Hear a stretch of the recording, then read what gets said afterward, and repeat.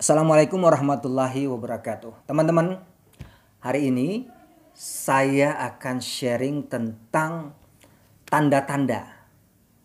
Tanda-tanda apakah seseorang itu dia bakal menjadi seorang pembicara yang hebat, menjadi seorang komunikator ulung atau seorang orator ulung, pokoknya dijagolah di bidang komunikasi. Tanda-tandanya ada beberapa. Nah, siapa tahu salah satu di antara tanda-tanda ini ada pada teman-teman sekalian. Yang pertama, tandanya ya, kalau kita ingin tahu nih, kira-kira saya ini termasuk orang yang punya potensi nggak untuk menjadi pembicara yang hebat, pembicara yang bagus, komunikator yang handal. Satu, orang itu kamu punya nggak seseorang yang kamu idolakan atau yang kamu kagumi karena kemampuan komunikasinya. Nah, kalau ada, itu salah satu tanda tuh. Ada tanda bahwa kamu bakal jadi pembicara. Kenapa? Karena kamu memperhatikan seseorang, yang kamu perhatikan itu adalah kemampuan dia dalam berbicara atau berkomunikasi. Jadi kamu mengagumi orang itu dan tahu alasannya. Oh, saya kagum sama si A. Kenapa? Karena kalau dia bicara tuh begini-begini loh, begini-begini loh. Bisa membuat kita terkagum-kagum, bahasanya sederhana dan sebagainya. Jadi kamu punya seseorang yang kamu kagumi, terus kamu tahu alasannya kenapa kamu kagum dengan kemampuan komunikasinya. Nah, itu tanda pertama tuh. Jadi kalau itu saja sudah ada, wah itu udah modal besar tuh. Tinggal dikembangkan sedikit lagi. Ya, itu yang pertama. Yang kedua, kamu orang yang suka mengevaluasi cara kamu bicara. Kira-kira cara bicara saya ini udah bagus gak ya? Atau membosankan, atau sudah menarik, atau terlalu cepat, atau masih banyak AE-AE-nya dan sebagainya. Nah, kamu mencoba mengevaluasi. Mengevaluasinya itu dengan cara kamu sendiri. Misalnya kamu rekam suaranya, rekam video saat kamu bicara, terus kamu dengar, kamu coba evaluasi. Atau kamu coba tanya kepada teman-teman. Tanya kepada orang-orang yang pernah mendengarkan saat kamu bicara. Mas, Mbak, menurut kamu cara bicara saya itu gimana? Apakah masih kurang bagus? Atau sudah cukup bagus? Kira-kira di mana kekurangannya?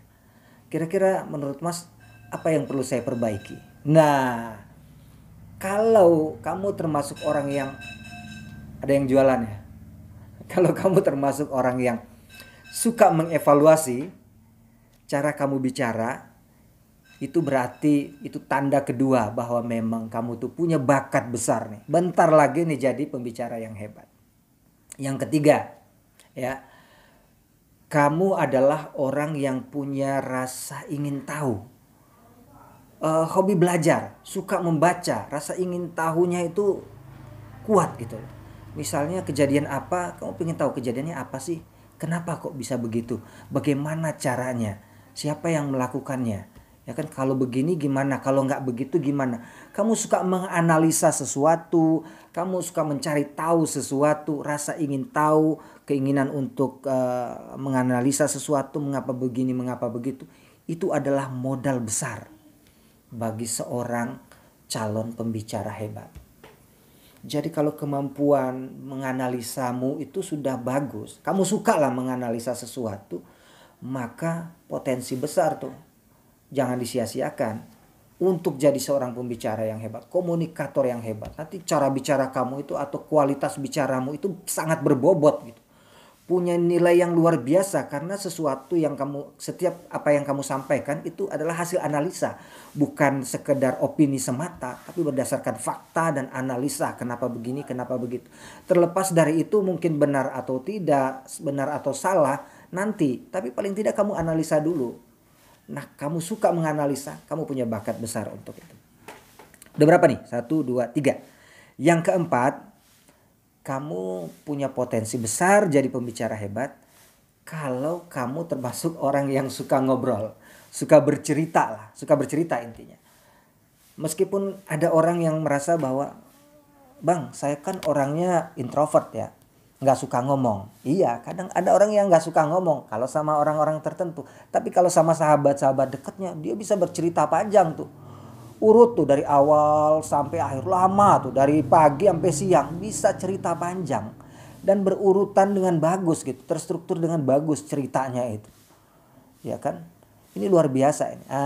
Kalau kamu punya modal itu, suka bercerita, punya kepandaian untuk storytelling, kamu punya bakat besar untuk jadi pembicara hebat. Jangan sia-siakan, kembangkan. Yang terakhir, termasuk yang paling penting nih tandanya. Apa itu?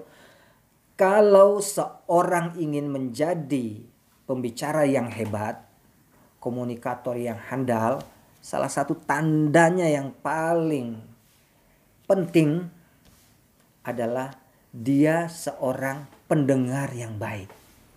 Jadi pembicara hebat itu bukan orang yang di mana-mana ngomong terus, bukan seperti itu. Itu memang salah satu tandanya.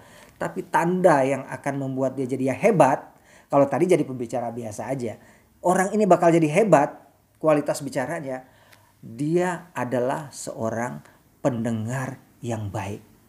Dengan dia banyak mendengar, dia mendapatkan banyak hal yang menjadi bahan untuk dia menganalisa, bahan untuk dia observasi, bahan untuk dia komunikasikan lagi saat dia berbicara. Nah, oke, 5 cukup ya. Cukup nih, 5 tanda bahwa kamu punya potensi besar untuk menjadi seorang komunikator yang handal, pembicara yang hebat. Mudah-mudahan menginspirasi. Sampai ketemu dalam tips komunikasi yang lain. Sampai jumpa.